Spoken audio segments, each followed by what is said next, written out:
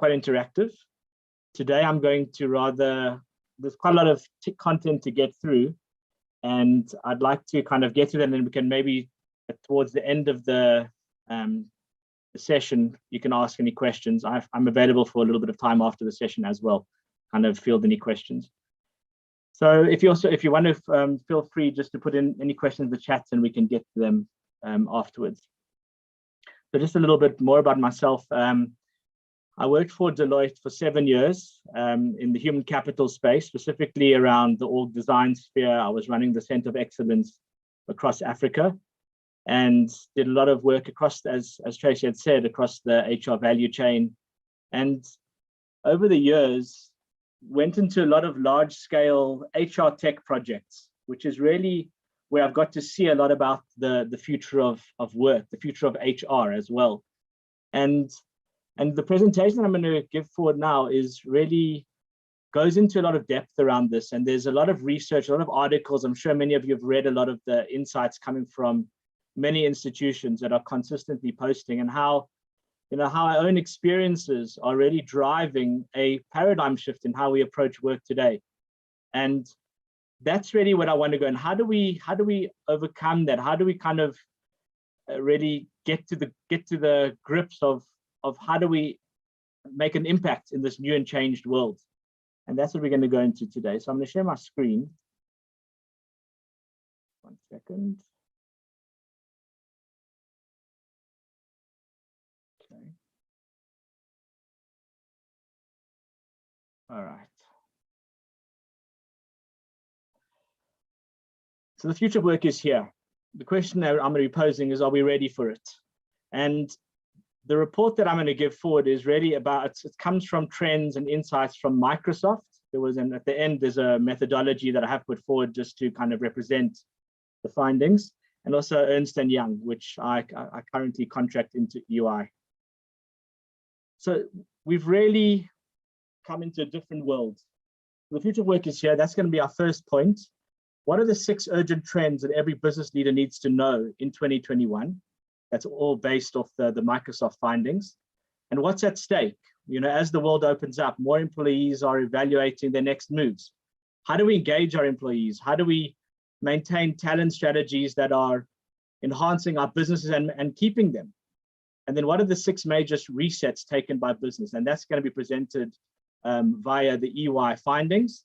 And then what I want to do, if we have time, is to kind of do a bit of a demo with a company that I'm involved with called GWork, Genius Work, which really kind of tries to shift the thinking around how to approach these trends that we presented. And I hope that that really will answer a lot of the questions around how we kind of tackle the new way of work. So we need to understand that this pandemic has not existed in a vacuum. After 2008, the recession that we experienced, many businesses, in fact, we all know somebody that was severely impacted by what happened in the recession there. And organizations had to really re-gear themselves. They had to start to create a productivity, and a lot of anxiety was created over the next 12 years, in fact, that companies were, as they reinvented themselves, they had to think about redoing the ways that they're working, how the operations are structured, but also artificial intelligence and robotics was something which I remember when I was working at Deloitte, and even at EY, it's always been such a big trend. How do we kind of re-gear ourselves to face robotics? What's happening to our jobs? So people with the anxiety levels were very high. Even though productivity was increasing and employment was increasing, maybe not in South Africa to such an extent, but globally, employment definitely increased over that time. And the anxiety around, will I have a job? Looking at Back to the Future videos, I actually played that with my kids. We watched that video a couple of weeks ago. And that whole vision, what's going to happen in the future? Where's my job? Am I obsolete? That was in the back and in the unconscious and actually consciousness of many employees and companies. And that really had an impact. Suddenly now Corona hits us. We have the global pandemic around here. And once again, we go back to a recessionary state around the global pandemic, as the WHO announces that we're in a global pandemic. You know, businesses are now, what are we doing? We can't even go back to work. How do we can't even drive on the roads. We're locked up in our houses, in our homes. And literally within 1 month to 1 to 3 months, we saw that organizations were suddenly re-gearing themselves in ways that they never thought was possible. In fact, many of the statistics are showing that what we achieved in 1 year, over this past year, prior to that, it would have taken us 10 years to achieve. So organizations have really revolutionized themselves, and many are calling it the big reset in organizations. You know, the way that we are responding in terms of our efficiencies, applying digitization models in the way that we work, you know, working from home. How do you work when it's very vulnerable? How do you know, my kids were right now, before we started the session, I had to tell my son, who's unfortunately sick at home, I had to tell him to put off the vacuum cleaner, you know, so there's a vulnerability that's also come into it, but we've managed to get through it. We've transformed businesses in the way that we're doing across well-being, focus on individuals and family. Work has changed, and a lot of sensitivity issues have come up in a positive way. And obviously the way that we are innovating is really massive. Can you see my screen with this up here? Is it blocking things? Yes, it's clear. Thank you, Evan. Oh, you can see it. Okay, cool. All right, it's also clear for me. So 1 second, I don't know how to undo this. Clear and get rid of that. Yeah, that's okay. Okay, there we go. So as I mentioned before, you know, we were always wondering, the future of work is here, AI, robotics, sensors have arrived. Is this going to be the state? What's happening to my job? And as we see, 83% of CEOs expect artificial intelligence to radically change their business in the next 3 years. The truth is that it's radically changing them right now. 51% have already implemented major automation projects in service or product areas. So does that mean that my job is now at risk? Am I obsolete? Is this replacing me? And the truth is that we're not going to be replaced unless we are kind of in a more transactional, high volume type of area of work.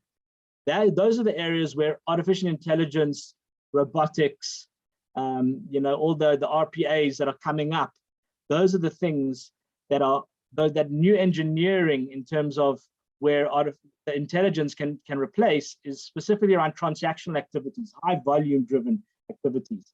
The knowledge thinkers, in fact, services in the US, for example, so I saw a stat that said that in the US, service is much more, it's replacing in terms of GDP, the contribution is much higher in the services industry compared to that of the product industry, because that is very much being replaced by the robotics area, manufacturing. Those areas are being replaced by these. And it's not necessarily a physical robot, obviously, but it's your ERP, your systems that are in place to kind of guide your activities inside your organizations. That's where the robotics and artificial intelligence is taking place. So for example, you know, if I'm going to raise a query for my insurance, I can do it via chatbot. I don't have to have a physical call center agent phoning me or me phoning them and then getting that information. That can be done via chatbot. If it comes to a knowledge aspect, then obviously it will forward me to an individual, and there I will go and get a call center agent to phone me. So that's where the efficiencies through artificial intelligence and robotics are really adding value. 55% of employees are worried about automation taking their jobs. And as I've just mentioned, that shouldn't be the case. And I actually wrote an article for the Graduate School of Business a couple of weeks ago, where I kind of showcased my own journey around how I've had to reinvent my wheel. I mean, I started a company called Smart City Solutions as a consultant, which is my core value add, as that's my training. But we have to consistently reinvent ourselves from a knowledge perspective. And that takes hard work, but it also takes passion and drive to do that. And those are some of the elements I was recommending in that article. And that's where the fear would, in a sense, be erased from our minds if we apply ourselves properly. So there's a serious dichotomy in terms of virtual workers. You know, companies need to have a thoughtful approach to hybrid workers, and how do you attract and retain diverse talent? when I put this slide together, I mean, this is my own thinking. I thought of myself, you know, I'm currently doing a project in the mornings for Dubai, a Dubai company. I'm doing an afternoon for the US. Last year, when I was working at a particular client as part of EY, I said to one of the colleagues, another contractor that was working with me, I said, you know what, Gustav, next year, what do we have to be, like, what's going to be next on the line? You know, what's our next project going to be? He says, brother, I'm not going to be working in South Africa anymore. I'm going to be living in Cape Town, and I'm going to be working on an international project in pounds. And how true that is today. I mean, I'm experiencing my own life. So when I was thinking about what are the virtual workers thinking, are we going back to work or staying remote? And some of these things are for your Generation Zs, your millennials, you know, the younger junior staff. They don't have that experience to kind of found that let's be more agile. So it could be a real concern, or maybe to the opposite extreme, somebody who's very embedded in a certain way of work. You know, what does it mean to work remote? Do I still need to stay in my company with a borderless job market? I can earn dollars. I don't have to be working for one. That puts pressure on organizations to have talent strategies and acquisition strategies and incentivization strategies that gamify the whole process of how they motivate and incentivize their staff. How can I compete with AI?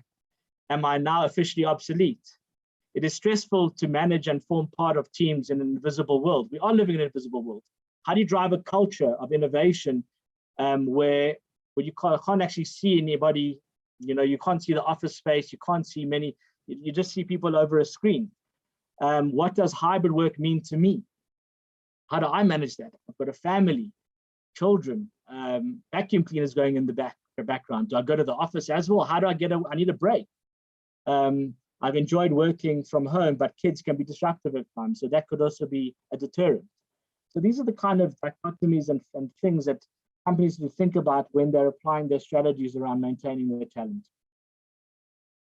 So these are the 6 trends, and we're going to deep dive each one of these, and I'll go through each one of them now. So one of the trends, and this was conducted with over 30,000 employees across Microsoft with their clients, where they were monitoring, and this is why I chose the Microsoft study, because you know, many people use Teams, many of us use Teams, and they are tracking the chats, the volumes of chats, the different channels that have been created, you know, individual versus team chats. How are people moving towards individual chats versus larger channel chats? How are people addressing it? How many hours are they spending on these chats? So it's really great, you know, creates a lot of insight that I thought would be the best thing to draw from, as opposed to, yes, an EY is amazing, there's great things, but it's more internal based, whereas Microsoft is at the cutting edge of the raw data. So I thought that would be the best to choose from.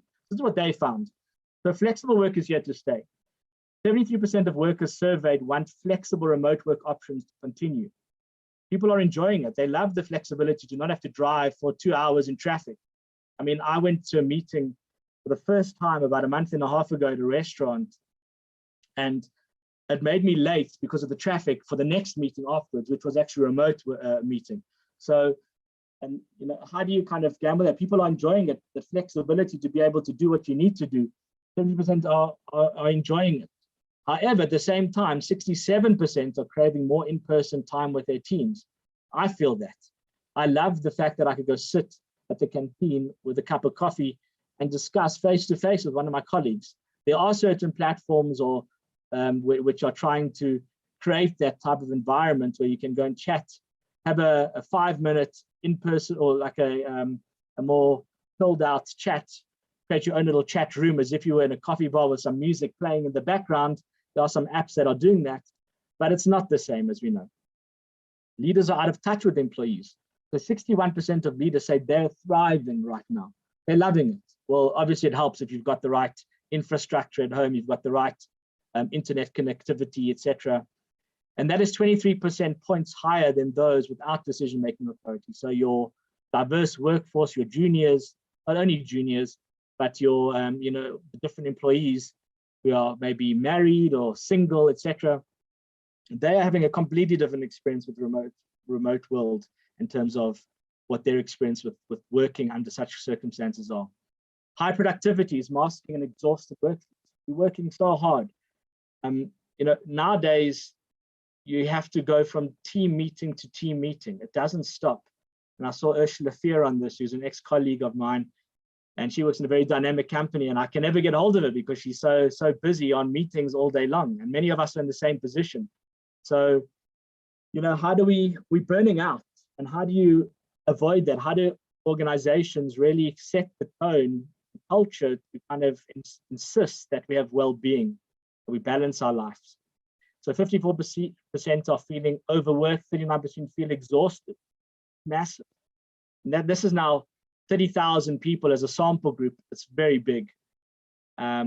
Generation Z, if you look in the bottom left over here, which was born between 1997 and 2012, really our children, they need to be re-energized. They haven't got that, although you could, as I said before, I think that you'd think the way our kids are, they're consistently on social media, Instagram, etc.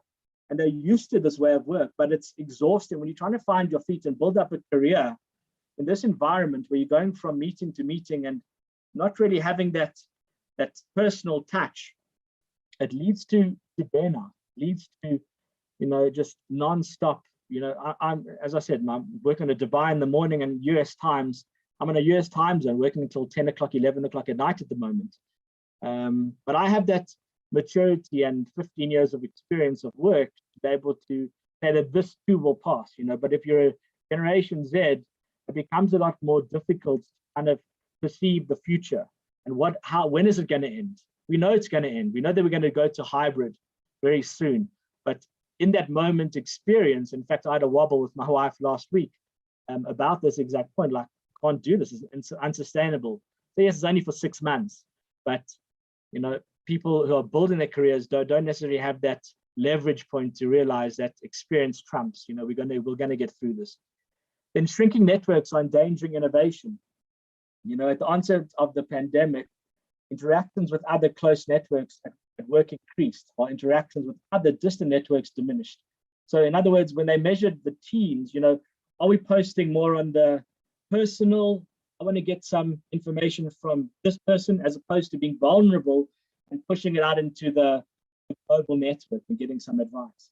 So to be bold enough to be able to post whatever you're requiring on a global network on the Teams channels where everybody can see, versus no, I'm going to go to my go-to people. What Microsoft has found is that people are more going to the two people as opposed to my go-to person, as opposed to a global base to go and get information from. And also and I'll talk about this in more detail shortly, when people are building their networks, building your careers, you need to know how to network. You need to be able to go to events, etc. And that's not happening anymore. So it's a bit stifling for building one's network and careers, in essence. Finally, the sixth one is talent is everywhere in a hybrid work. 5 times people are finding that they're posting 5 times more on LinkedIn for remote work than it ever has been. I mean, I just out of interest did some research on this. Remote work, there's so much out there. You just do a search in the LinkedIn search bar and you'll find remote work across every industry and across worlds. Currently, you see Westgrow in the Western Cape. They are promoting they're putting a campaign together, they put it together already, where they're promoting people to come from global citizens to come live in Cape Town and run their businesses as if it's normal, like a London-based company now working from Cape Town. You can do the same. So talent is everywhere. 46% of those that we surveyed are planning to move to a new location this year, as I just mentioned, indicating that people no longer have to leave their desk, house, or community to expand their career opportunities. We're living in a global world. You can work in Dubai, you can earn pounds, you can earn dollars. It's just a matter of networking, knowing how to do it and having that connection base to get there. So those are the 6. I'm going to go through each one now in a bit more detail. Okay, so flexibility of work is here to stay. Interesting over here, extreme flexibility and hybrid work will define the post-pandemic workplace. Employees want control of where, when, and how they work. companies have to, you can't control where somebody wants to work. When a potential candidate, the best talent, is looking for a job, they are specifically looking for, I want to have that flexibility. I actually want to be able to work on the beach in Mauritius. This is something that many of us have spoken about in the past, but more hypothetically, now it's practical. You can work from a hotel room, or you can, one of the colleagues that I work with at EY, he's literally just moved to Mauritius, 100%, moved to Mauritius with his family, and I'm online with him a lot of the time. We have different projects now, but the fact is that he's working on a South African project from Mauritius, and he showed me the view the other day. It's magnificent. What a life. It's all about, the flexible work will impact everything from culture and innovation and attract and retain top talent. That's the culture that organizations need to re-gear themselves towards and reinvent themselves, reset themselves, as I said earlier, is around this. You have to be innovative, build that culture where you can handle, is your digital strategy allowing you to be remote and be as productive, if not even more productive? So even after a year of working from home, 42% of employees say they lack office essentials, which is powerful. So very nice. Our strategy is we're going to be having a remote workforce, but still 42% of people are saying they don't have those office essentials, that infrastructure. And 1 in 10 don't have an adequate internet connection. Only 46% of workers say their employer helps them with remote work expenses. So does this now become a budgetary aspect that companies need to be, building in to their costing structure? So those are very important things. And obviously, if you can't hear them and they can't hear you, people can't contribute. You need to have people participating. I just came off a call now. I'm building a culture with a specific tech recruitment company. And one of the things that they said, they want people to have a voice in their company. That's part of their culture. And even in a remote world, and that's what they're going to be measuring from a KPI perspective. Are you still able to show or express your voice in an invisible distributed world? Okay. And I'll put some quotes here. This is done by the CEO at Microsoft. Over the past year, no area has undergone more rapid transformation than the way we work. Employee expectations are changing, and we will need to define productivity much more broadly, inclusive collaboration, learning, and well-being. Powerful words here to drive career advance for every worker, including frontline and knowledge workers. And all this needs to be done with flexibility in when, where, and how people work. It's the core of every strategy of most companies now. I'm seeing it in the companies that I'm working with now, which are multinational companies. This is literally what we're doing with them, redesigning their whole structure to become more flexible, to apply for a digital strategy. And that's really where we're up to now. So that's flexibility. Leaders are out of touch with their employees. We said this a little earlier. But in a sense, your business leaders, 61% say they're thriving. So we see the surviving is struggling is yellow, so it's a negative area. Thriving is your blue. Okay, and you look at the demographics of business leaders, married, working moms, Generation Z, frontline, and single. You can see this over here, your Generation Z, which is your junior staff, to single people. Single people are struggling the most. I suppose it's hard to be by yourself in your room the whole day working. It's difficult. So these are things that companies need to consider around the demographics within your organization. Understand the impacts that COVID has had on each employee grouping. This is very, very powerful. So Generation Z, women, frontline, and those new to their careers reported struggling the most over the past year, and workers feel this disconnect. 37% of the global workforce say their companies are asking too much of them at a time like this. Are we asking too much from them? Are we expecting them now? I saw a study at the beginning of the pandemic. I think it was, actually, I think it was a McKinsey report, actually. They said that even though companies feel that we're more productive, but are we now kind of taking advantage of the situation? Are we pushing our teams too hard, which will ultimately come back to bite us round about now?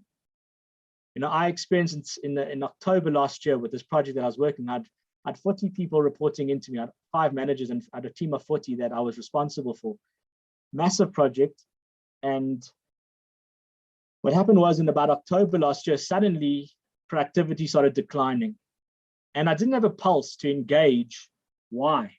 And I didn't predict that it was going to happen. I mean, for the whole, EY employs the best people for their projects. And throughout the process, they were really doing well. And I was really super excited about the deliverables and the outputs. However, in October, they suddenly hit like a burnout point. And we had a big discussion about it, and we had to reset. We had to kind of rethink how we're going to do things better. So we actually had to have some physical meeting. We had to go, it was towards the end of the first wave, I think it was.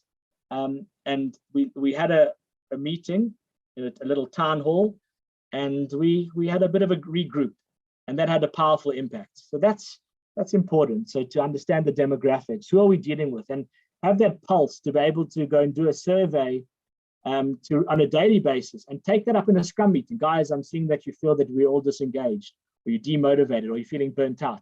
That vulnerability needs to be able to come to the fore so that leadership can really tackle it in a powerful and effective way in that moment, and not leave it to kind of wither away the culture of the organization.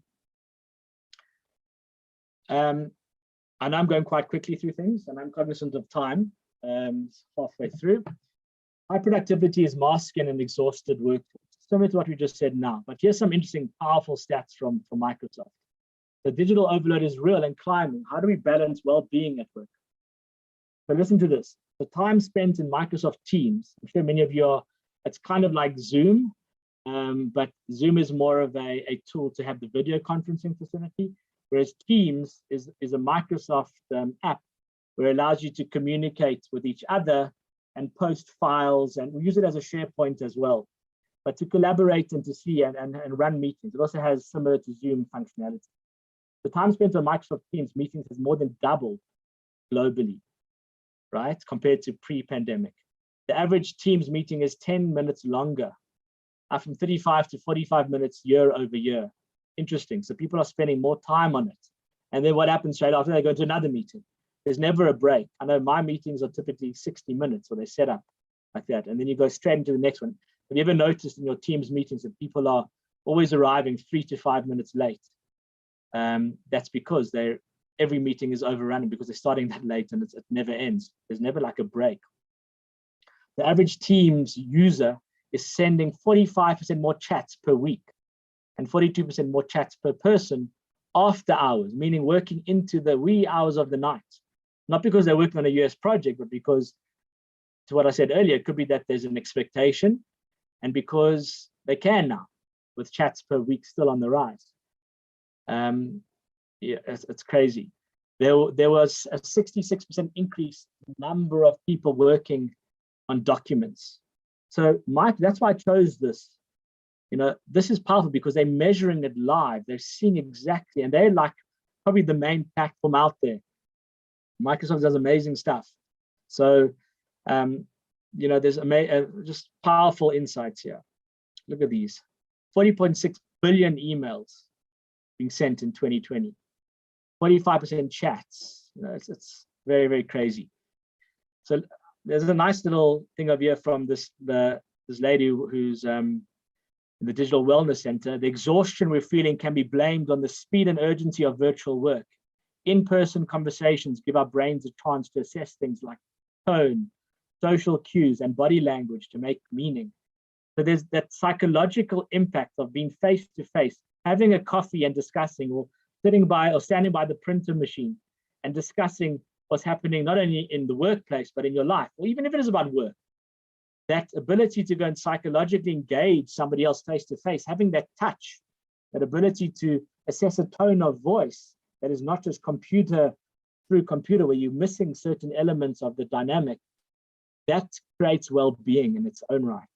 And just by doing all of this is really eroding our ability to be, dynamic and innovative and build out new things. So like she says over here, this creates digital static, meaning these findings, and the gap between what you try to communicate online and what the person receiving the message understands. And this leads to a lack of, enhanced anxiety, burnout rates, and motivation and engagements decline, which ultimately has an impact on the bottom line because creativity and innovation is lacking. Very powerful things. Then Generation Z is at risk. So this is one of my own, I put these thoughts together. So what strategies are companies using to retain the younger talent? Obviously, the younger talents are the future. So you want to, there's such a huge cost. We've done many analyses on this around, if you get it right, the onboarding, the talent requisition, the talent strategies that you have in place to get the right talent in, you want to keep people there for at least five years is what the trend says. And if you're doing it for anything less than that, there's a huge amount of costs. Think about psychometric testing. That's a huge amount per person. Once you get to the filtering systems, long listing, short listing of individuals, the marketing strategies to attract the right talent. There's a huge outlay of cost and budgetary requirements to get the right talent in. Now, if you're losing them, as we saw earlier, it's such a huge percentage of younger talent, Generation Z, are planning to leave. So how do you kind of engage them and retain them? And this is very powerful to have in any organization. So like, for example, I made these up, right? But it's very pertinent. My dad always told me that the best ideas always came through at the canteen with some colleagues. How do we tap into this? These guys are trying to build their careers, right? I feel like I cannot contribute to meetings. It is hard to put my view forward on online meetings. I get, there's a beautiful book by a lady named Nancy Klein that talks about a time to think. Read it if you have the time to do it. How do you give people that space to engage and to really contribute for their value add? People want to have a voice.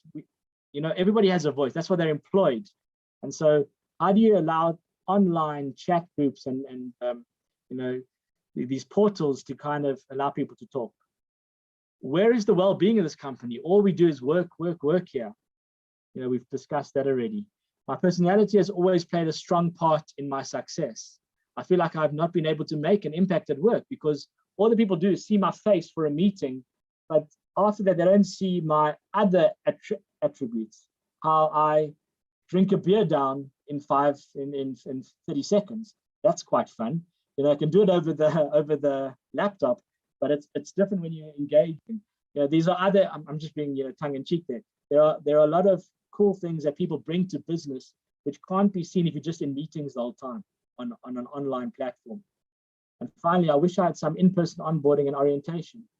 I wonder what that would feel like. Imagine a new person just out of the 2020 class or the 2017 class, the matric class, and now they've just finished their degree and they get onboarded online. I personally have gone through a couple of companies where I've been onboarded, and that feeling of when you're having that face-to-face, sitting in a classroom setting is very different to doing it online. And people in Generation Z are feeling that. These are some of the feedback that they're getting. And I see this in my own teams that I run. These are pertinent. That's why it took me about 30 seconds to make the slide, because this is the typical feedback that I'm getting from the teams that I run with. Shrinking networks inhibits innovation. What can companies do to keep their employees connected with each other? We see over here, look at the coloring. So close networks versus distant networks. Distant networks is an important thing because like when I was at Deloitte, I used to reach out to people not within the human capital space. I didn't limit myself to human capital only. Now, if you're only introduced on the onboarding process and you're only seeing the same types of people in the meeting, you typically don't have the ability or the opportunity to go and expand your horizon and build up that network. So that's your distant networks. If I'm in a human resources setting, how do I connect to the strategy people or the marketing people? I don't know who they are, other than a distribution list. I want to see them face to face. And people are so busy they can't even make time to meet. So your distant networks has always been very important. You see, it actually started off like that. It's always been higher until the pandemic hit. Then your closer networks, people are specifically talking, maybe because they don't know of anybody else, or that they're just feeling that they can be more vulnerable with their direct people, their direct engagement managers or their team, as opposed to being vulnerable and asking questions and networking with people that are in their distant network. Strong workplace networks are more than just a nice to have. They impact two things important to the bottom line: productivity and innovation.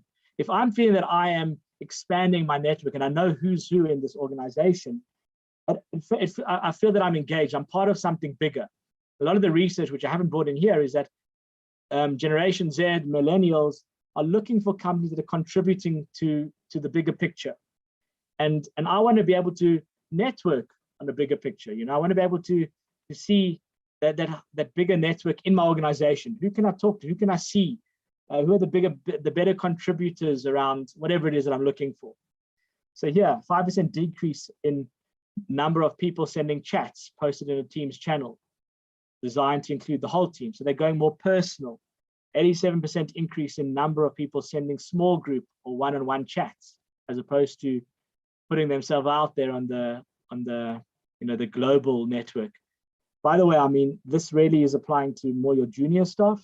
I mean, I find I have no problem posting on the global EY or Deloitte network because I'm confident in myself. I can be vulnerable.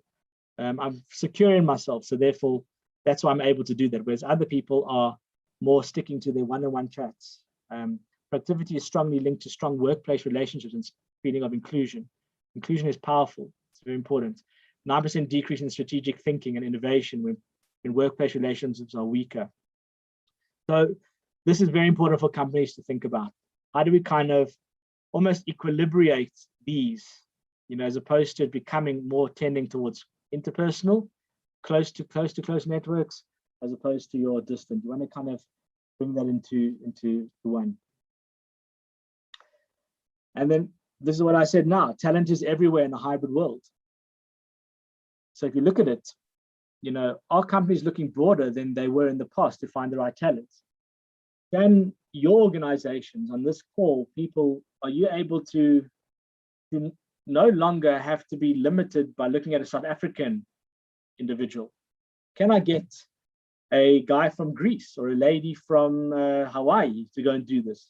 So you can look on LinkedIn or whatever network that you're looking at, look at their CVs and say, I want a remote worker, post it on LinkedIn, and I can guarantee you within the matter of 1 hour, you'll have 100 applicants with the most incredible experience across the globe.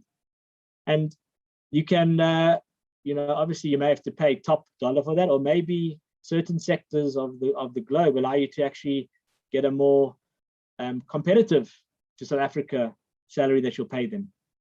So those are very important things to be thinking about that companies are thinking about today. As I said earlier, you look at the remote postings, companies are going global.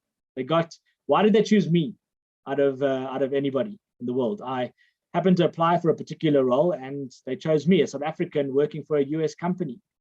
So that's how it's working today. Companies are no longer limiting themselves to just their particular countries. And who can get to us quicker via closest proximity to avoid traffic? If I live in Pretoria, I want Pretorian workers, etc.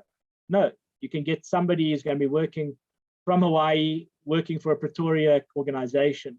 And obviously time zones impact things, right? So remote job postings increased by 5%. I said that. 46% of people are surveyed are planning to move to a new location this year. That's the Westro example I gave earlier.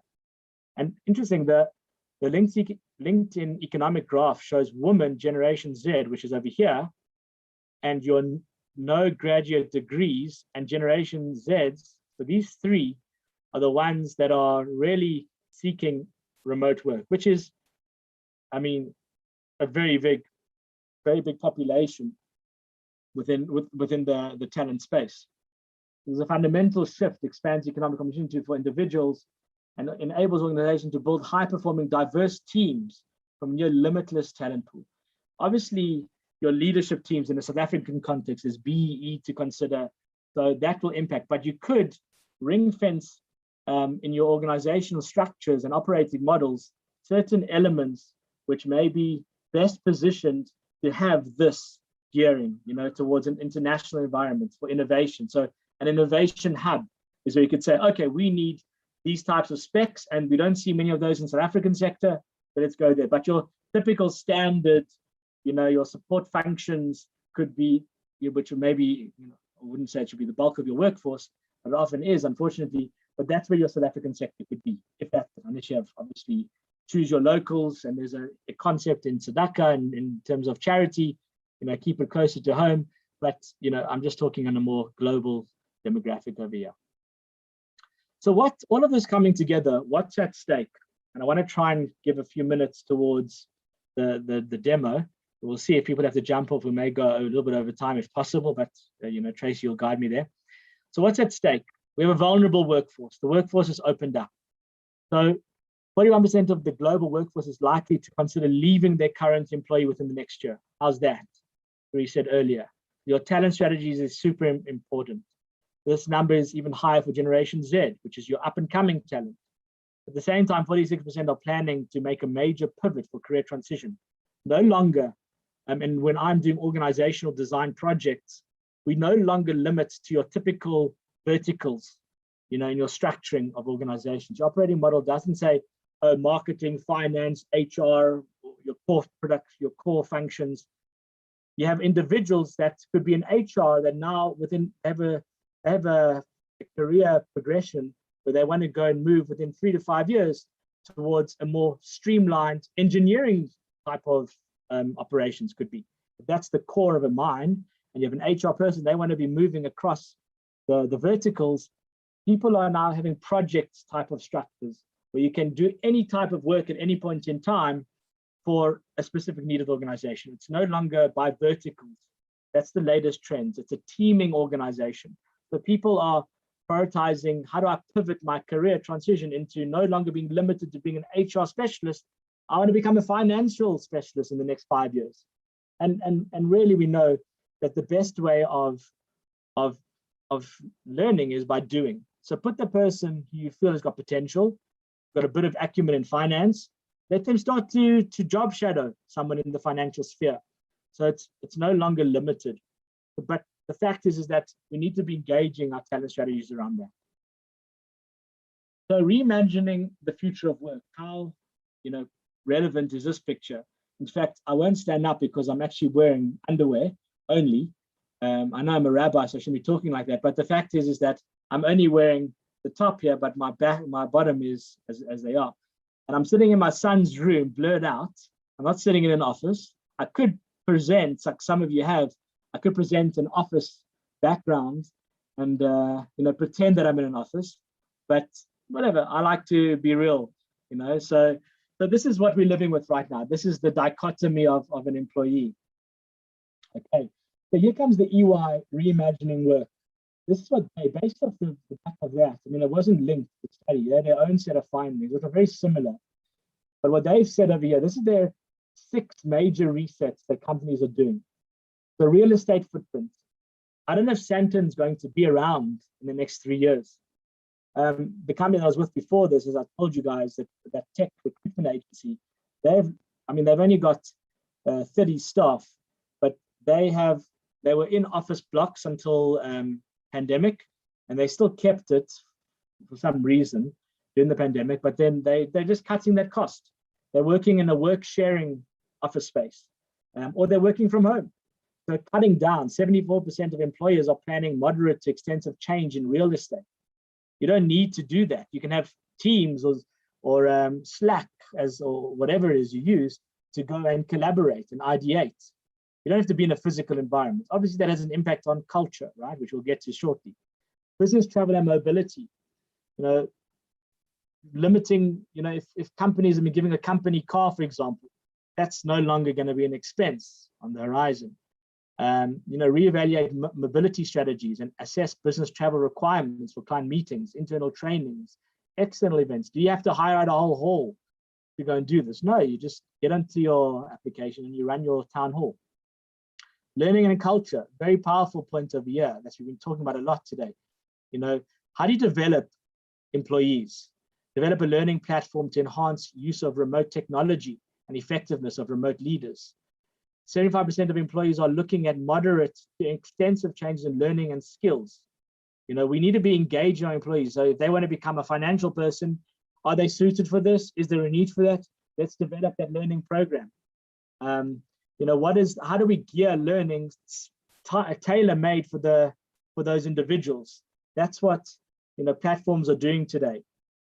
Workforce planning and analytics. How do you kind of get to grips with exactly where each of my employees is holding in a visible and transparent and gamified way? That I know that these are my worst performers or these are my best performers, but why are they the worst performers? Why are they the best performers? What are we doing to enhance? Is it because of the learning? Is it because we're operationally creating all the space for them to be the best that they can be? Or is it because they're just flipping good at what they do? So how do we create and bring that transparency to the front as an organization to be able to manage this? The 49% of employers are looking to change how they measure productivity at work. How do you bring that to the front? And that's part of what the demo that I wanted to give, hopefully will give, will do. Then remote work enablement and tech. That's the office space. Do people have the infrastructures to be able to be as if they are in a physical office with a great Wi-Fi that they would get there? So, the digital tools are important to enable a mix of on-site and remote work. This is very, very important. Flexibility and well-being policies. How do we maintain well-being within our employees so they don't burn out, they don't leave us within the next year? That's real factors and policies that need to be reinvented. How do you create office hubs, schedules, and a new approach to childcare, reimbursement for home office expenses? Make this part of the budget. Show the employee that you want them, you're going to cover their electricity bill because that's what they're having to do now. So provide them with a phone, a headset, seating, a webcam, etc., and well-being. A company that I'm working with now, a smaller company, they have, as part of their strategy, given each of their employees a personal coach, where they get 3 for free sessions with that personal coach, because they feel that all that burnout that's bubbling underneath them, it's now starting to come to the fore, is that's their strategy to go and deal with it. You're going to give them a personal coach for 3 or 4 sessions. After that, if they need it more, then we can work out a strategy, 50-50 will go with you, etc. That will, offset the opportunity costs of them messing up with the clients because they're just burnt out and they're not showing up to the meeting or becoming aggressive in the meeting. So those are strategies. These are the 6 strategies that EY has come up with that we are actually implementing with clients at the moment. So very, very cool. They kind of link directly back to those 6 trends that Microsoft had done. I'm going to take a pause now and just assess, where we are in terms of everybody. How much time do we have? We've got 10 minutes left. Tracy, do you want me to quickly go into a very quick demo? Do you want to take questions here and look at the chat as well to see? So, Evan, there are 1 or 2 questions or comments in the chat box. Barry said earlier he was assuming from some of the content that you shared that data security in a remote workforce is another major concern, as most IT systems and processes were not built for an entire internal and external client base, accessing and sharing their critical data. Yeah. Right. So, I mean, for example, just to answer that, Barry, is, all the cloud solutions like Azure, there's, in South Africa, for example, I've had, my smart city solution where we deal with traffic fines management and licenses and permits. So some of the municipalities have raised this exact question, but it's immature, to be honest. What Azure, Microsoft, all the web and cloud servers have done is that their security is superb. I mean, I'm currently in this Dubai project with one of these clients is, everything's in the cloud. EY, Deloitte, most companies, many companies that are, in the more 200 plus sphere, they have everything based in the cloud. And the security that these companies are putting together is clean and it's crisp. So yeah, they've thought that through. Thank you, Evan. And Dennis has made a comment here. He said, what does the future look like for the 50-year-old bus driver who will be made redundant by autonomous self-driving buses? He's not going to be able to pivot through this. So what's your opinion on that? Yeah, they will become obsolete. That's a fact. it won't take 50 years, Ellis. It's going to take maybe in South Africa, probably 15 years. Internationally, we're already seeing that. The Google cars, etc. So there's a nice book, 21 Trends in the 21st Century, written by a professor in I think one of the Israeli universities, Yuval Harari. He talks about this exact thing. But like in the Industrial Revolution, the farmers who were made obsolete, they then became cashiers in a store, and so they were able to pivot horizontally, in the same level. Nowadays, you're going to have pilots or bus drivers. Let's not use bus drivers. Pilots are quite advanced, so they will now their knowledge will now be used in the dynamics around the engineering of how to their use case, so to speak, their perspective will be shifted to another element of work. So they won't become their role become obsolete as their job, but they'll be used to do something else in that same area. Bus drivers, because it's very blue collarish, maybe they'll become an Uber driver. I don't know, because Ubers will, well, how long will they be around for is another question. How long will parking solutions be? There's, but I don't think they'll be. The question is, where will they go? So that is going to have a big impact from employment, as most research is saying, and he puts it very succinctly today. These guys will not have a job. So that whole layer of role or job will become obsolete. So people will, when they're studying, they'll never become a bus driver. They'll study for something which is more relevant, maybe, and I don't know the exact answer, but they have to study something else. Thank you, Evan. So we still have a couple of minutes left. Would you like to share your demo with us? Yeah, sure. I'm going to share, and it directly links to learning and culture, workforce planning, and remote work enablement in tech. So one of the clients, here we go to it. I'll introduce GWork over here. So this is a company that I'm actually working with. I don't know if Oran's online. Oran, are you online? I am indeed. Can you hear me? Yeah. All right. You wanna give us a go? I'm going to introduce Oran. He's the founder of GWork. I kind of also help him with building up the product and business development. And I think there's some value around showing this dashboard, around, how do you see what individuals are doing? How do you see what are the obstacles, and but you'll go give it a go, last couple of minutes. Obviously, we do not have a lot of time, so I'm going to keep it quite brief and high level. So just a bit of context. Hi, guys. My name is Oran Cohen, and I'm the founder of GWork, and I work very closely with Evan, Eitan, depends who you talk to, around unlocking the genius of people at work. That's what G stands for. And GWork enables data-driven insights to uplift teams' performance and culture. And so what we focus on is consolidating the critical parts of running teams, whether they're hybrid or face-to-face, to drive constant improvement through metric-led behavior change.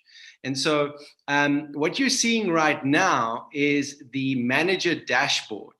And platforms like GWork, what they do is they consolidate all the elements that drive optimization and improvement when it comes to your people at work, linking things like culture, performance, engagement, skills gaps recognition, and development into processes that allow you to pick up trends more quickly that have an impact on your bottom line, and also automate recommendations to drive that improvement around behavior change. And so what you see, and I can just see that my video is not on, so I'm just going to put my video on. Hi, everybody. So you'll see over here that there are 3 columns that the manager, Helen, is able to see at a glance around her organization. And that the first allows her to see the actual data-led team and individual performance. And she can literally dig deep into every element of that performance. This is KPA, KPIs, OKRs, whatever data points as well as cultural and behavioral elements that you want to see, etc., that can be quantified. And then the second column is what's creating them. So what are the behaviors, the operational challenges that are playing into the environment and the way people are showing up at work, their ways of work, their development, their behaviors that are creating this kind of output that we're getting on the first column. And so you'll see here it says organizational growth themes. And you can actually unpack and see that team communication is an issue. It's in red, and we've got elements in orange, and we can just unpack. So even if you can just click on, let's see all the trends that are in red that Helen needs to focus on. She needs to drive more knowledge sharing, and there's issues around quality of output and problem solving, attention to detail. And so straight away, you can see across all your teams, what are the issues that are stopping us from delivering genius work or great work? And so let's unpack, for example, we can go even deeper into team communication. Let's stay on that, Evan. And we can actually see feedback that team members, managers have given one another, and really unpack the actual qualitative data, so I can figure out how to actually intervene as Helen in the organization and how to improve my people. The platform also automates recommendations to employees around these specific elements and uses a self-peer and manager quick survey that takes about 20 seconds per individual to do, that creates incredible amounts of data for the organization in order to drive results. So that's a really, really, really quick glimpse of GWork. I'm happy to chat in more detail to anybody that wants to unpack it a little bit more, sees the value. But I think in this context, Evan is positioning this as the kinds of platforms that are going to differentiate organizations to grow and optimize exponentially in a very digitized, competitive, remote world. Yeah, and I'm going to just finish off with this. I mean, on this point, you know, as kind of leading the sales drive for GWork, the companies that we're dealing with, which are specifically like 20 to 200 employees, they are specifically struggling with this, the visibility. And the amazing conversation that Oran and I have had with so many organizations around these elements, around visibility, who my top performers are, you know, it's a real pain point. How do you, this gives you the ability to kind of do what we had said in the previous slides, which is to enhance talent strategies. What are the things that are keeping us up at night? What are the things that are inhibiting staff from really being their best? And that comes through feedback across operations and softer, you know, the softer cultural dimensions and performance management feedback. That's how business can really come to the fore and understand how to better themselves as an organization holistically. Not only soft, but also operationally over here. How do you close deals in 24 hours? What are the inhibitors? You can drop down and see all of those things. So yeah, I hope you guys enjoyed that. I'm happy to stay for a few more minutes and field any questions. Over to you, Tracy. Oran, thank you so much for the very brief demo. It looks so interesting. And just looking at it, I can see why it's called GWork, because it is a genius solution. So thank you for that. And Evan, having said that, I'd like to thank you for this morning's webinar. I think we all came into it kind of wondering what the future of work would look like for us. But you've put things into such perspective. And I think that on every single slide, there was such relevant content that was core to what so many of us on the call this morning have been feeling, experiencing, etc., etc. And I would love to do more work with you going forward for the members on the AutoJet program. So before we close off today, I'd like to ask anyone, are there any additional questions for Evan or alternatively Oran?